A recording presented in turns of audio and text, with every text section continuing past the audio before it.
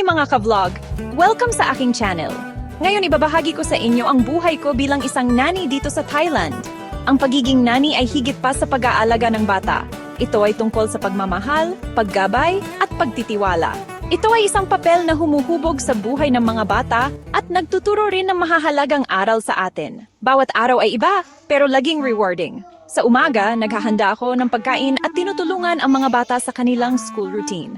Sa hapon, pwede itong playtime, outdoor activities, o creative learning tulad ng art at music.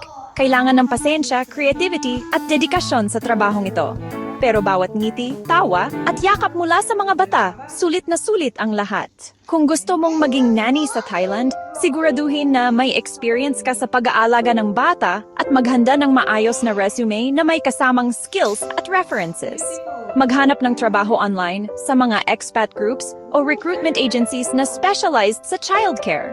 Sa interview, kadalasan tinatanong ang iyong approach sa pag-aalaga at availability. Siguraduhin rin na may tamang work visa.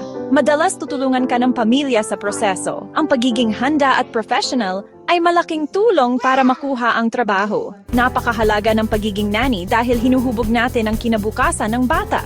Nagbibigay tayo ng stability, guidance at pagmamahal. Maraming oras ng bata ang ginugugol sa atin, kaya malaki ang epekto natin sa kanila. Tinuturuan natin sila ng values, social skills at empathy.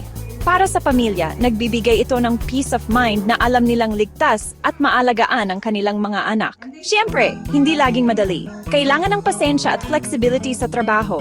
Pero ang reward ay priceless. Bawat milestone, bawat ngiti, at bawat thank you mula sa bata ay nagpapaalala kung bakit mahal ko ang pagiging nanny.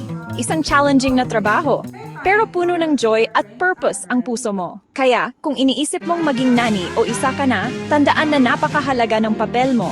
Hindi lang basta pag-aalaga ng bata, huhubugin mo ang mundo nila, sandali-sandali. Salamat sa pagsama sa akin ngayon, at sana ang kwento ko ay magbigay inspirasyon sa inyo na makita ang ganda at kahalagahan ng pagiging nanny sa Thailand.